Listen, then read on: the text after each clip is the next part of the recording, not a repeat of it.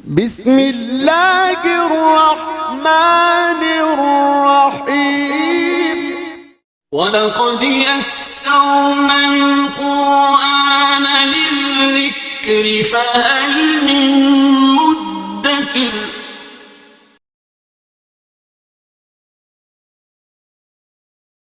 أعوذ بالله من الشيطان الرجيم بسم الله الرحمن الرحيم أينما تكونوا يدرككم الموت ولو كنتم في بروج مشيدة وإن تصبهم حسنة يقولوا هذه من عند الله وإن تصبهم سيئة يقولوا هذه من عندك قل كل من عند الله فما لهؤلاء القوم لا يكادون يفقهون حديثا ما أصابك من حسنة فمن الله وما أصابك من سيئة فمن نفسك وأرسلناك للناس رسولا وكفى بالله شهيدا صدق الله العظيم اینما تکونو جہاں کہیں بھی تم ہوگے یدرککم الموت موت تمہیں پالے گی ولو کنتم فی بروج مشیدہ اگرچہ تم مضبوط دلوں میں ہو وَإِن تُصِبْهُمْ حَسَنَةٌ اور اگر پہنچتی ہے انہیں کوئی اچھائی یقولو کہتے ہیں هَذِهِ مِنْ عِنْدِ اللَّهِ کہ یہ اللہ کی طرف سے ہے وَإِن تُصِبْهُمْ سَيِّئَةٌ اور اگر پہنچتی ہے انہیں کوئی برائی یقولو کہتے ہیں هَذِهِ مِنْ عِنْدِكَ کہ نعوذ باللہ اے محمد صلی اللہ علیہ وسلم یہ آپ کی طرف سے ہے قل آپ فرما دیجئے كُلٌّ مِنْ عِنْدِ اللَّهِ کہ سب اللہ کی طرف سے ہے فَمَا لِهَؤُلَاءِ الْقَوْمِ اس قوم کو کیا ہے لَا يَكَادُونَ يَفْقَهُونَ حَدِيثًا کہ وہ بات سمجھنے کے قریب نہیں آتے ما اصابک من حسنت فمن اللہ جو بھی کوئی اچھائی تمہیں پہنچے تو وہ اللہ کی طرف سے ہے وما اصابک من سیئہ اور جو بھی کوئی برائی تمہیں پہنچے فمن نفسک تو وہ تمہارے نفس کی طرف سے ہے وارسلناک للناس رسولا اور اے پیغمبر صلی اللہ علیہ وسلم ہم نے آپ کو تمام لوگوں کے لیے بطور رسول بھیجا ہے وکفی باللہ شہیدا اور اللہ بطور گواہ کافی ہے اینما تکونوا یدرککم الموت یدرکو ادراک مصدر سے جس کا معنی پا لینا یعنی کسی چیز کو پکڑنے کی کوشش میں آخر کا کامیاب میں ڈرنا اور اس کو پا لینا بروج برج کی جان ہے بلند عمارت کے لیے یا قلعے کے لیے استعمال ہو جاتا ہے مشیدہ تشیید مصدر سے اور تشیید کا معنی کسی دیوار کو کسی عمارت کو مضبوط کرنا وَإِن تُصِبْهُمْ حَسَنَةٌ يَقُولُوا هَذِهِ مِنْ عِنْدِ اللَّهِ تصب جو کہ 2-3-4 مرتبہ آ رہا ہے دو آیتوں میں تو یہ اصابہ مصدر سے جس کا معنی کسی چیز کا پہنچنا کسی حالت کا پہنچنا حسنہ اور سیئہ یا آپس میں دو متضاد لفظ ہیں حسنہ کوئی بھی خوشگواری اور اچھی حالت سیئہ کوئی بھی بری اور ناگوار حالت لا یکادون یفقهون حدیثا یفقهون فقہ سے جس کا معنی سمجھنا اور لا یکادون جو ساتھ لگا ہوا ہے ہیلپنگ ورب کے طور پہ ہے کہ یفقہون کے ساتھ مل کر اس کا ترجمہ ہوگا کہ وہ قریب نہیں سمجھنے کے گزشتہ آیت میں یہ مضمون تھا کہ کچھ مسلمانوں کی کیفیت مکہ مکرمہ میں یہ تھی کہ انہیں صبر کا حکم تھا قتال کرنا یا دشمنان اسلام کے خلاف کوئی عملی اقدام کرنا ممنوع تھا لیکن اس وقت ان کے جذبات یہ تھے کہ کاش ہمیں اس کی اجازت ملے تو ہم گویا دشمنان اسلام کے خلاف اقدام کریں لیکن بعد میں مدنی دور میں جب اللہ تبارک و تعالیٰ کی طرف سے قتال فرض ہوا تو اس وقت کچھ کمزور مسلمانوں یا منافقوں کی طرف سے یہ بات سامنے آئی کہ کہنے لگے کہ یہ حکم کچھ دیر کے لیے لیٹ کیوں نہیں ہو گیا تو اس کے جواب میں آپ صلی اللہ علیہ وسلم کو یہ حکم ہوا تھا کہ آپ ان سے یہ کہیے کہ دنیا کا مفاد جتنا بھی وہ قریب ہے، آخرت ایک پرہیزگار شخص کے حق میں کہیں بہتر ہے،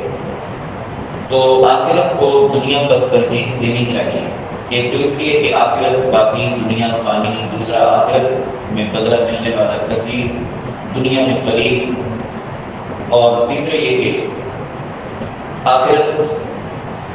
ویسے بھی ایک مومن کے لیے پرکشش ہے، اور آخرت کی نعمتوں جو دنیا کی نعمتوں سے کوئی نسبت ہی نہیں۔ تو اسی کتاب پر مزید ابھارنے کے لیے یہ عنوان اختیار کیا جا رہا ہے آج کی آیات میں کہ میدان جہاد میں نکلنے سے اگر کوئی ڈر ہے، کوئی رکاوٹ ہے، تو وہ یہی ہے کہ کہیں جان نہ چلی جائے، اس لیے کہ میدان جہاد و قتال میں جان ہتھیلی پہ لے کر نکلنا ہوتا ہے۔ تو اس کے جواب میں یہ فرمایا جا رہا ہے کہ موت تو آنی ہی آنی ہے اور مقررہ وقت میں آنی ہے۔ چنانچہ قرآن حکیم میں اس مضمون کی دیگر آیات یہ ہیں،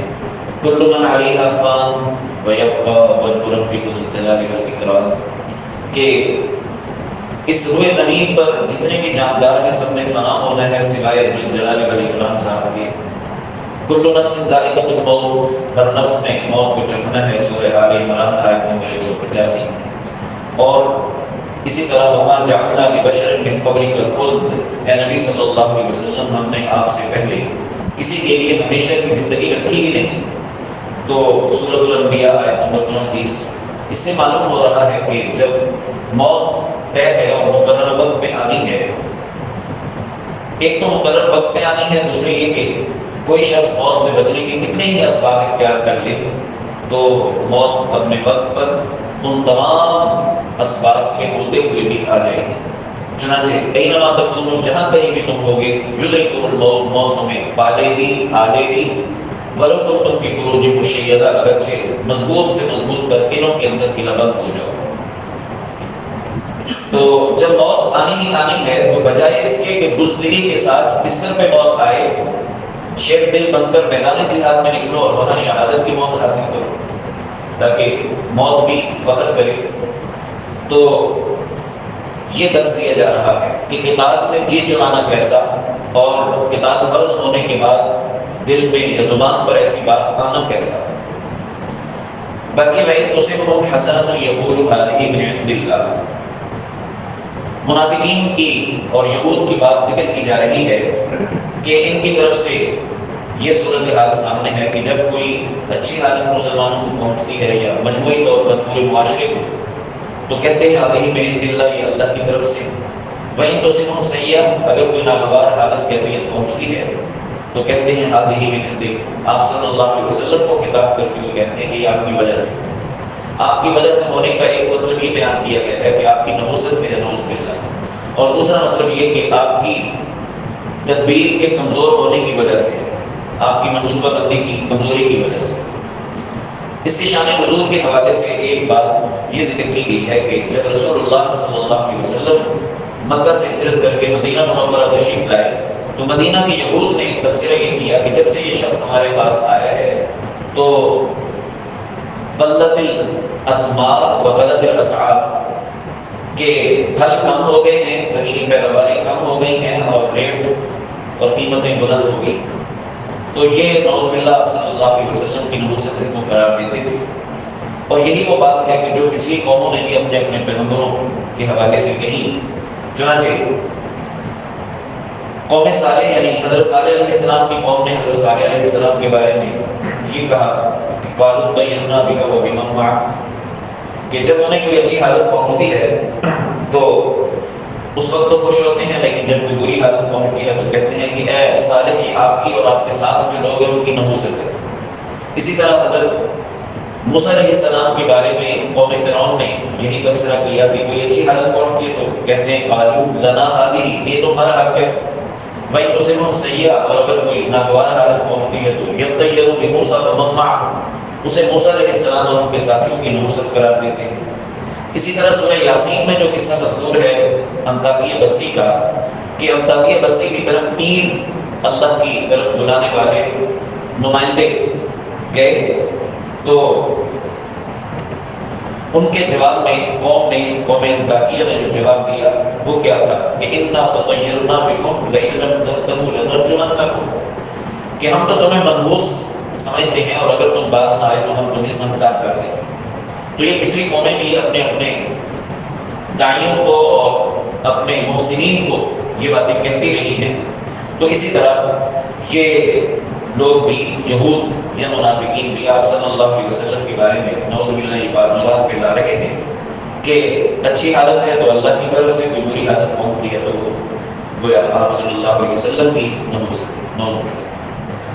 تو اس پر جو فرمایا جا رہا ہے جواب وہ یہ ہے کل من عند اللہ، کہ اگر یہ دیکھنا ہے کہ اس اچھائی یا برائی کا موجد کون ہے، لانے والا کون ہے، مؤثر حقیقی کون ہے، تو پھر یاد رکھو کہ مؤثر حقیقی تو اللہ کی ذات ہے۔ چاہے کوئی اچھی حالت آ رہی ہے، بری حالت آ رہی ہے، ہر چیز اور ہر حالت و کیفیت کا موجد اور مؤثر اور مسبب حقیقی اللہ کی ذات ہے۔ پھر تو یہ کہنا پڑے گا کل من عند اللہ، سب اللہ کی طرف سے۔ جہاں تک بات ہے سبب کی تو نعوذ باللہ محمد صلی اللہ علیہ وسلم اس کا سبب نہیں ہے، سبب تم خود ہو، تمہارے کرتوت، تمہارے اعمال۔ چنانچہ اس کو دوسری آیت میں بیان کیا جا رہا ہے کہ ما اصابک من حسنۃ فمن اللہ، اے مخاطب اس بات کا یقین کر لے اور جان لے کہ جو بھی کوئی اچھی حالت تمہیں پہنچ رہی ہے تو وہ اللہ کی طرف سے بطور فضل و کرم ہے، اور اس کی نسبت بھی ادب کا تقاضا یہی ہے کہ اللہ کی طرف کی ہے۔ وما اصابک من سیئۃ فمن نفسک، اور اگر کوئی بری حالت پہنچ رہی ہے تمہیں تو اس کے مؤثر تو اللہ ہے، لیکن سبب تم ہو، وہ تمہارے نفس کی طرف سے ہے، تمہاری طرف سے ہے، یعنی تمہارے اعمال کرتوت اس کا سبب ہے۔ چنانچہ یہی وہ بات ہے جو قرآن میں مختلف جگہ مختلف اسلوب میں بیان کی گئی ہے، جیسے یہ آیت ظہر الفساد فی البر والبحر بما کسبت ایدی الناس، کہ لوگوں کے ہاتھوں کے کیے کے سبب زمین میں اور سمندر میں خشکی اور گری میں فساد بپا ہو گیا۔ تو انسانوں کے اعمال گویا اللہ کے غضب کو دعوت دیتے ہیں اور برے فیصلے اوپر سے نازل ہوتے ہیں۔ تو سبب اگر دیکھنا ہے تو سبب محمد صلی اللہ علیہ وسلم نہیں ہے برے حالات کے، سبب تم خود ہو، تمہارے کرتوت۔ اور جہاں تک کسی بھی کیفیت اور حالت کے پہنچنے میں اصل مؤثر اور موجد کو دیکھنا ہے تو موجد تو اللہ کی ذات ہے، اللہ کی مشیت کے بغیر کچھ نہیں ہو سکتا۔ وما تشاءون الا ان یشاء اللہ، اور للہ الامر اور ان الحکم الا للہ، قرآن میں مختلف جگہ مختلف انداز میں یہ بات بیان کی گئی ہے۔ اور اسی طرح یہ آیت بھی ساتھ ملائیے کہ ما یفتح اللہ للناس من رحمت فلا ممسک لها، کہ لوگوں کو کوئی بھی رحمت اگر اللہ پہنچائے اور اللہ کھول دے تو اس کو کوئی روک نہیں سکتا۔ وما یمسک فلا مرسل له من بعدہ، اور اللہ اگر کوئی رحمت روک دے تو اس کو کوئی لا نہیں سکتا۔ تو گویا کوئی بھی اچھی حالت وہ بھی اللہ کی طرف سے، کوئی بھی بری حالت وہ بھی اللہ کے حکم اور اس کی مشیت سے ہی ہے، البتہ اس کا سبب بندوں کے اعمال ہیں۔ تو صحیح تجزیہ اس کا یہ ہے۔ باقی آپ صلی اللہ علیہ وسلم کی نحوست جو انہوں نے قرار دیا برے حالات کو، نعوذ باللہ، تو اس پر اللہ تبارک و تعالی رسول اللہ صلی اللہ علیہ وسلم کی شان بیان کرتے ہوئے فرما رہے ہیں کہ وَأَرْسَلْنَاكَ لِلنَّاسِ رَسُولًا، آپ کی حیثیت تو یہ ہے کہ آپ قیامت تک آنے والی ساری انسانیت کے لیے ہماری طرف سے رسول اور نمائندے ہیں، یہ آپ کا اعزاز ہے۔ اس سے ختم نبوت کی طرف بھی اشارہ ہے، اور آپ صلی اللہ علیہ وسلم کی نبوت و رسالت کے عام اور تام ہونے کی طرف اشارہ ہے۔ وَكَفَى بِاللَّهِ شَهِيدًا، اور آپ صلی اللہ علیہ وسلم کی رسالت اور وہ بھی اس پیمانے پر کہ قیامت تک آنے والی ساری انسانیت کے لیے، اس پر بطور گواہ کے اللہ کافی ہیں۔ تو آپ صلی اللہ علیہ وسلم کو جو انہوں نے گویا منحوس قرار دیا، تو اس کے جواب میں اللہ تبارک و تعالیٰ آپ صلی اللہ علیہ وسلم کی رسالت کا عام و تام ہونا اور آپ کی شان اور اعزاز کو بیان کر رہے ہیں۔ اللہ تبارک و تعالیٰ ہمیں ان آیات سے جو صحیح نتیجہ ہے وہ نکالنے کی توفیق دے۔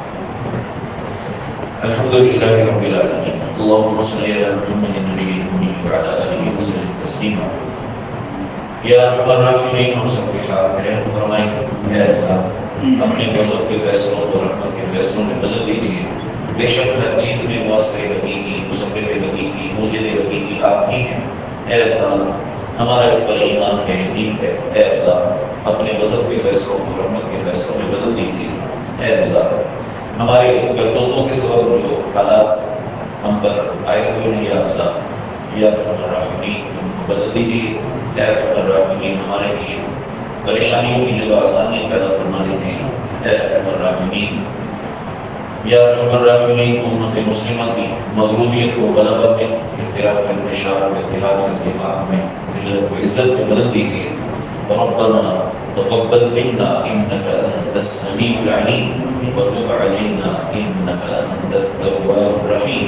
وصلى الله تعالى على خير خلقه محمد واله واصحابه اجمعين برحمتك يا رب العالمين۔